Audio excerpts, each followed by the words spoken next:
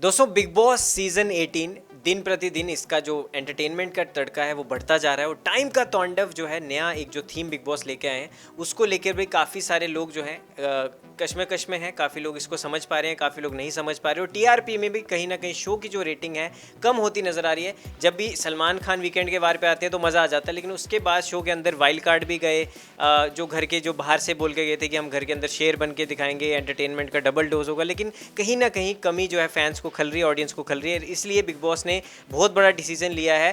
Already एक बार उन्होंने wild card 2 भेज के देखे थे बीच शो में, जब शो 1 महीने के आसपास हो गया था, लेकिन अब दोबारा से 1.5 महीने के अंदर अंदर ही दूसरे यानी 3 और वाइल्ड कार्ड जो घर के अंदर भेजने का फैसला लिया है बिग बॉस ने। तो उसके बारे में भी चर्चा करेंगे कि आखिर वो तीनों कौन हैं। और आज बात करते हैं कल के एपिसोड के हाईलाइट्स की, यानी वीकेंड के वार के हाईलाइट्स की, क्या क्या उसमें हुआ है। तो मेरे साथ मौजूद है अनन्या मैम। मैम भी काफ़ी फॉलो करती हैं बिग बॉस को, मैं भी, और आपको हम रोज़ एंटरटेनमेंट से जुड़ी बिग बॉस के अंदर जो घर के अंदर आखिर चल क्या रहा है उसके बारे में अपडेट्स देते हैं। तो सबसे पहले मैम जान लेते हैं कल जो हुआ है उसके बारे में थोड़ा सा। जो मैंने सुना था, मतलब कि हम बचपन में पढ़ते आ रहे थे कि दीवारों के भी कान होते हैं, तो थोड़ा आप हाँ तरीके से बात करें कि इन रियल लाइफ हमने कल के एपिसोड में देख लिया, तो उसको लेके क्या कहना चाहेंगे? बिल्कुल, दीवारों के कान होते, ये बचपन में हमने सुना है। और घर में जब आप एक बड़ी फैमिली के साथ रहते हैं तो लोग बोलते हैं कि बात करनी भी है, और अगर आप गॉसिप कर रहे हैं किसी के लिए तो आप थोड़ा धीमे बात करिए, तो क्योंकि दीवारों के भी कान होते हैं। और कल हमने वो कान देख लिया और उन कानों ने कैसे काम किया ये भी देख लिया। एक अच्छा खासा मसाला क्रिएट किया कानों ने, और पूछा भी गया कि भाई ये बोला है तो आपको लग रहा है, आपको क्या लग रहा है, किसने बोला होगा। तो मुझे लगता है कि बहुत सारे ऐसे कंटेस्टेंट थे जिन्होंने ऑलमोस्ट सही जवाब दिया।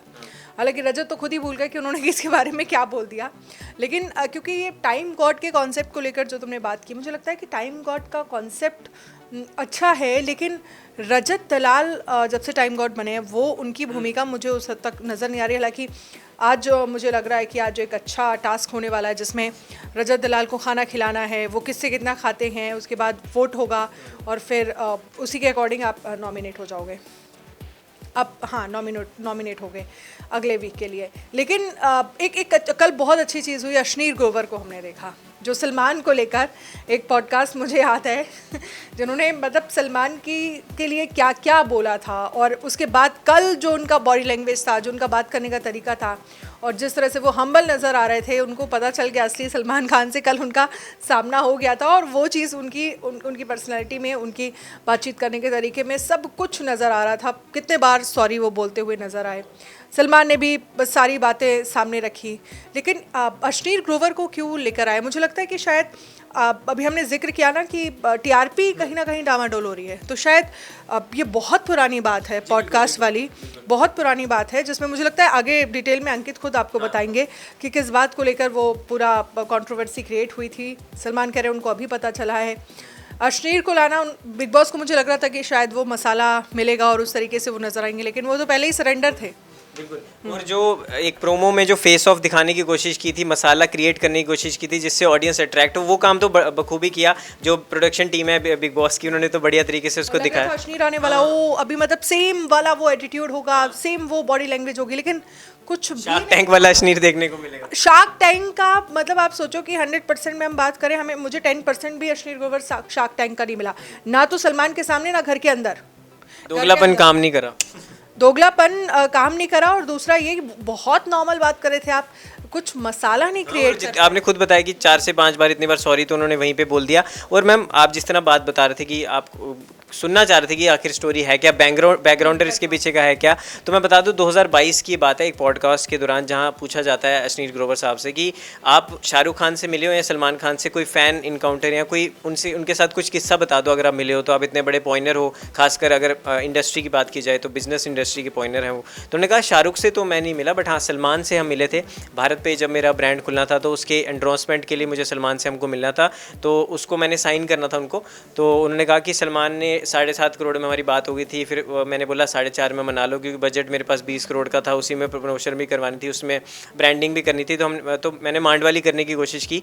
तो उन्होंने कहा कि सलमान खान की टीम तब मुझे बोला कि आप भिंडी खरीदने आए होगे, इतनी मांडवाली कर रहे हो। तो उन्होंने उसके बाद ये भी कहा कि हम एक मीटिंग के लिए सलमान खान से मिले थे, और जो कि उन्होंने पूरी स्टोरी नहीं बताई पॉडकास्ट में। सलमान ने बोला भी वो सलमान से मुलाकात नहीं हुई, उनकी टीम से मुलाकात हुई, मैं वही बता रहा हूँ। हाँ, उन्होंने बताया गौरव राहुल और तमाम वो नाम लिए। उन्होंने कहा कि मैं सलमान से हमारी मीटिंग हुई, 3 घंटे मीटिंग चली, तो उसके बाद उन्होंने फ़ोटो का एक जिक्र किया उनकी टीम से, तो उन्होंने मना कर दिया कि सर बुरा मान जाते हैं।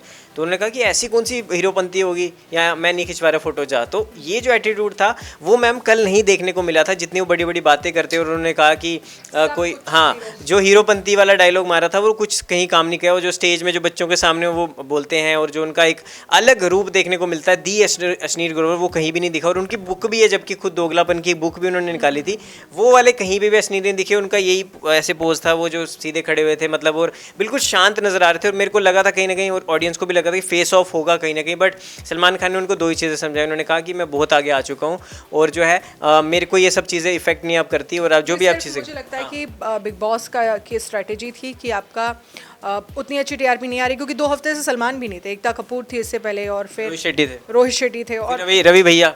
वीकेंड नहीं देखा मैंने रवि भैया विद हाय दैया ऐसा कुछ है, रवि भैया गर्दा मचा देंगे, हाँ गर्दा उड़ा देंगे। हाँ वो फिर भी ठीक था, वो एंटरटेनिंग होता, वो एंटरटेनिंग था। और रवि किशन की तो बात ही अलग है, लेकिन रोहित शेट्टी और एकता कपूर के में मुझे बिल्कुल भी मज़ा नहीं आया। इवन मैंने थोड़ा सा देखा और बंद कर दिया। और आप सोचो कि एकता कपूर जो विवियन को लेकर उनकी पूरी इमेज क्लियर करने आई थी जरा सा डांटने के बाद कि नहीं विवियन को मैंने लॉन्च किया है और वो तो अच्छा क्या हुआ 10 साल शो की है तो। हाँ बिल्कुल, तो क्या हुआ, लेकिन वो मुझे लगता है कि वो काम नहीं करता हुआ दिखा। सब समझदार हैं, ऑडियंस बहुत समझदार हो चुकी है आजकल। देखो ना आपकी, जब तक आपके फेवरेट, हम सबके फेवरेट सलमान खान होस्ट ना हो, जब तक वो क्लास ना लगाएं वीकेंड के बार पे, हालांकि इस हफ्ते तो अश्नीर ग्रोवर की क्लास लगी लेकिन जहाँ प्लेयर्स की या कंटेस्टेंट की क्लास लगनी चाहिए थी। बट मैं ये भी आपसे पूछना चाहता हूँ, जो राज की बातें खुली जब दीवारों के कान वाला वो टास्क हुआ, तो शिल्पा को श्रुतिका की जो फैमिली को लेकर उन्होंने कहा और रजत दलाल को लेकर जो आपस में उनके जो कलेश चल रहे हैं, तो उसको लेके आप क्या कहना चाहेंगे? रजत दलाल कहीं ना कहीं बोल जाते हैं, उसके बाद उनको ये नहीं ध्यान रहता कि मैंने क्या बोला किसको।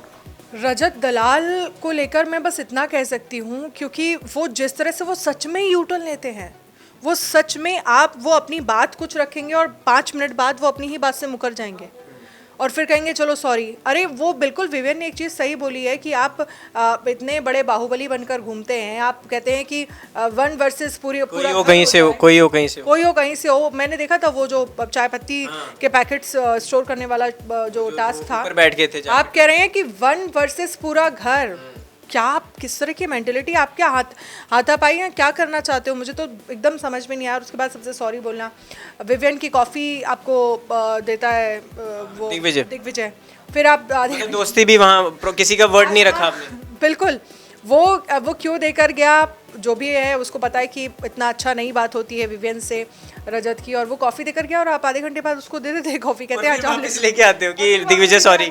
और फिर उसमें भी आप यही तो यूटर्न है, यही तो बिग बॉस कह रहे थे यूटर्न। विवेन को मनाते हैं कि यार एक काम कर, मुझे इतनी देर के लिए दे दे और फिर मैं तेरे को वापस कर दूंगा, वहीं रख दूंगा। दोनों तरफ से मतलब किसी की हाँ, मीन्स आपकी क्या पर्सनैलिटी बाहर जा रही है। और दूसरा अभी जो एक और प्रोमो मैंने देखा जिसमें वो शिल्पा जी करके बात करते रहे हैं, और शिल्पा तू और शिल्पा ही बोलूंगा उन्होंने बोला। अब शिल्पा तू करके तू तड़ाक पर वो आ गए हैं, और शिल्पा ने भी बोला कि अगर हमारी जो पूरी कम्युनिटी है वो एक अगर मेजॉरिटी में आ जाए ना तो फिर पता चल जाएगा आपको। करण भी इस पर बोलते हैं, करण को भी जगाया गया कल उनके फ्रेंड को बुलाकर। करण अब कितना जागे हैं ये 1 हफ्ते बाद पता चलेगा। दिखा करण भी आए हैं सामने, उन्होंने कहा कि जब तक मैं इस घर में हूँ मेरे से पंगा लेके दिखा दियो। हाँ बिल्कुल, वो ये कह रहे हैं, लेकिन मुझे रजत का एटीट्यूड बिल्कुल भी पसंद नहीं है। वो हर बात आप अपनी फिजिक के उस पर ले लेते हो कि मैं फिजिकली ये कर सकता हूँ, और ईशा की मदर फिजिकली तो ये गेम ही नहीं है ना। और ईशा की मदर ने भी बोला कि आपने नॉमिनेट करना चाहिए था रजत दलाल को, जबकि टास्क था कि आपको नीचे रहना है और सबके साथ लड़ाई करनी है। और ईशा संचालक थी और ईशा ने रजत से लड़ना मुश्किल है ना, क्योंकि वो हर चीज वो फाइट मोड में, फिजिकल मोड में आ जाता है कि बस अब लड़ाई हो जाएगी, अब थप्पड़ पड़ जाएंगे। और अब मुझे लगता है कि जो पहले का जो रूल था बिग बॉस का, जिसमें आप टच भी नहीं कर सकते, मैंने कितने बार देखा दिग्विजय को जब धक्का मारा अविनाश ने, दिग्विजय को धक्का मारा, अविनाश को कितने बार उसने पिलर पे कि अब उससे पीछे तो आप जा ही नहीं सकते, तो वो तो हो गया ना फाइट। अब जब तक थप्पड़ मार दोगे तभी थप्पड़ भी पिछले से ओटीटी में मार दिया। हाँ, ओटीटी में तो थप्पड़ भी पड़ गया है। और आप सोचो कि लेवल नहीं गिरना चाहिए, मेरा मानना है शो का। आप कितनी भी टीआरपी आ रही है या नहीं आ रही है, लेकिन लेवल नहीं गिरना चाहिए। और कई बार ऐसा हुआ है कि लेवल गिरा है, लड़कियों को धक्के पड़ रहे हैं, वो गिर रही हैं। लड़कियों की लड़ाई होगी चुम और चाहत पांडे की, मीन्स अब और क्या देखना और क्या दिखाना बाकी रह गया, ये मेरे को नहीं लगता कि इतना ज़्यादा लेवल गिरना चाहिए। लेकिन इस पर मुझे लगता है कि सलमान को भी रजत की क्लास लेनी चाहिए कि आप हर बात पर ये वन वर्सेस पूरा घर का क्या तरीका है और आपका एक बात करने का तरीका है। कई बार मैंने देखा है कि रजत ना ज़बरदस्ती बातों पर अपना पॉइंट ऑफ व्यू रखना और फिर उसे लड़ाई तक ले जाना कि आपसे कोई नहीं भी बात कर। ऐसे विवेन के उस पर भी हुआ था कि तुम इतना सह नहीं पाओगे, मैं इतना कर दूंगा, पाड़ ले जो पाड़ना है। ये तरीका गलत है यार। अगर आप घर में रहिए ना, ये बात करने का तरीका ना होना चाहिए, ना हो सकता है एटलीस्ट शो में तो बिल्कुल भी नहीं। और फिर आप उनसे एकदम राइट टाइम में रहते हैं, जो आपको कहते हैं ना आगे ना सोशल मीडिया के बदमाश, उन लोगों से बिल्कुल राइट टाइम। और प्रोमो में भी यहाँ आपको पता है कि कोई भी यहाँ सब काम करने वाले लोग हैं, अच्छे घरों के लोग हैं, अच्छे घर से तो सभी हैं और उनका अपना एक फेस वैल्यू है, उनकी अपनी एक रेपुटेशन है, वो इस तरह से नहीं लड़ सकते।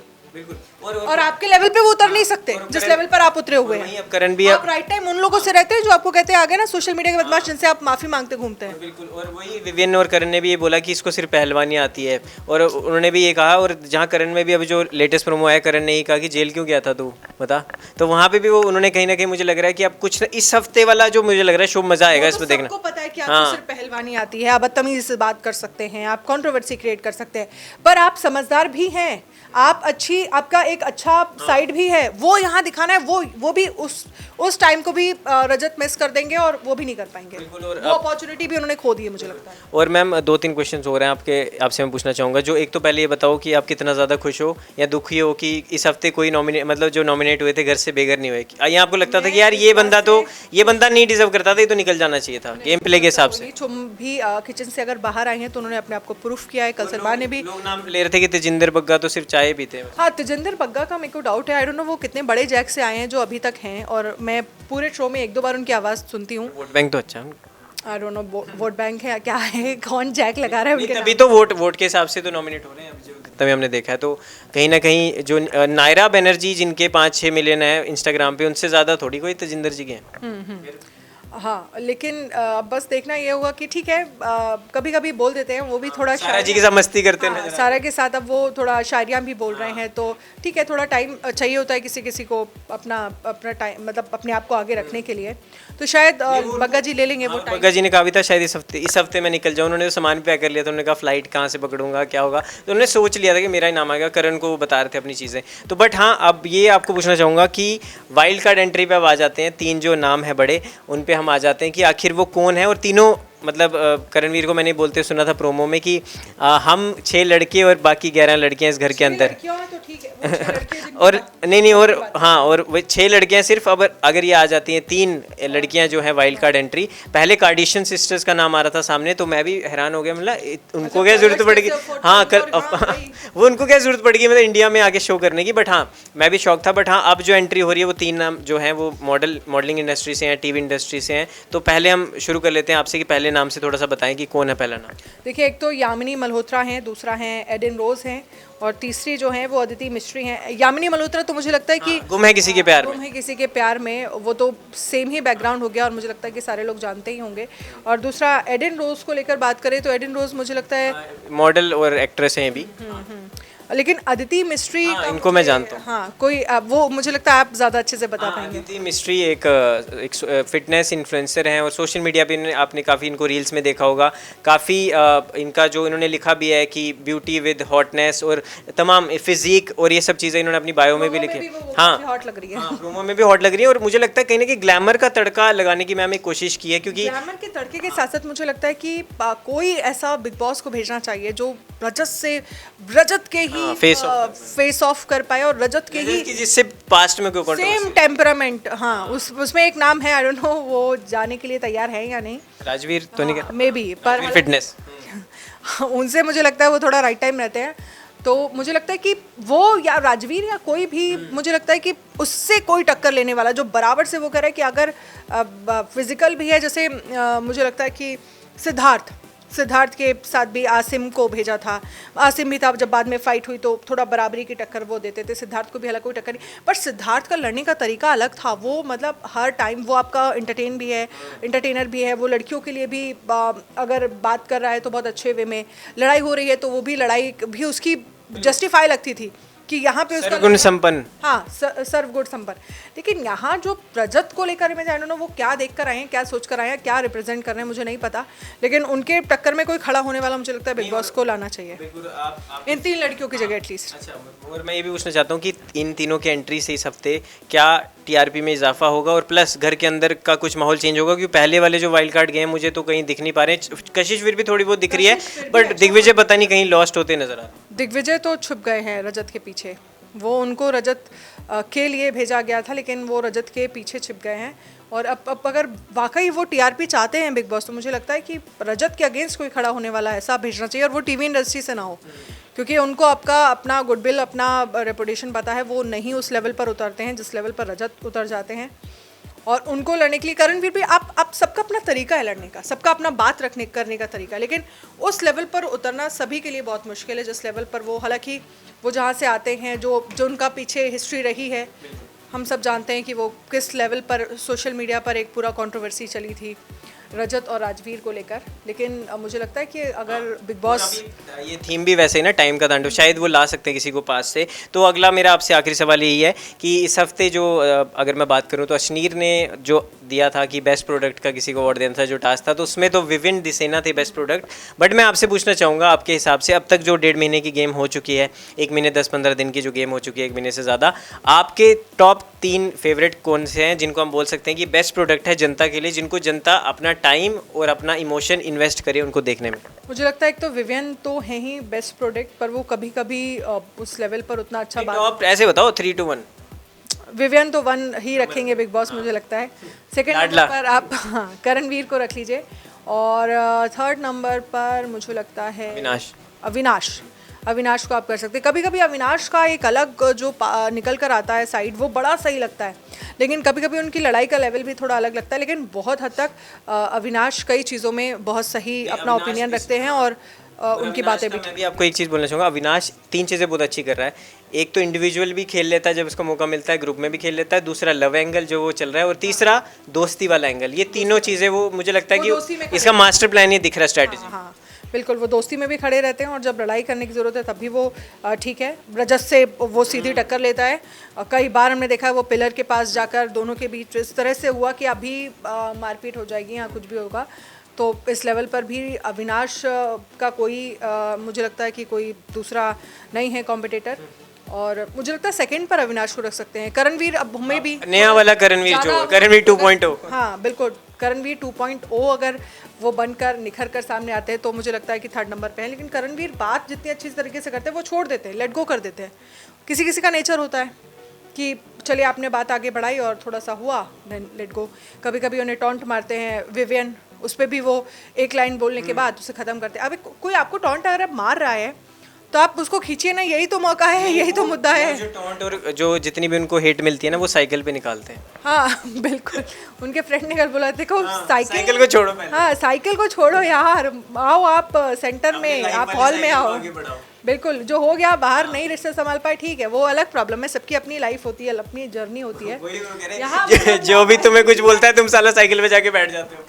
यहाँ ये मत लेकर आओ कि मैं वहाँ बाहर भी नहीं संभाल पाया और यहाँ भी नहीं संभाल पा रहा हूँ, तो उसको छोड़ दो। वो आपकी रियल लाइफ अलग होती है और आपकी रियल लाइफ अलग। साइकिल चलाना तो अच्छी बात है, साइकिल चलाना अच्छी बात है, लेकिन बिग बॉस में नहीं। मुझे लगता है बिग बॉस में आप वहाँ रहिए जहाँ मुद्दे हैं, साइकिल नहीं, कोने में मत जाइए, जिम वाले एरिया में मत जाइए, वहाँ कुछ भी नहीं है। वहाँ अकेले आपको करणवीर मिलेंगे और कभी कभी देखने के लिए शिल्पा जी आ जाएंगी।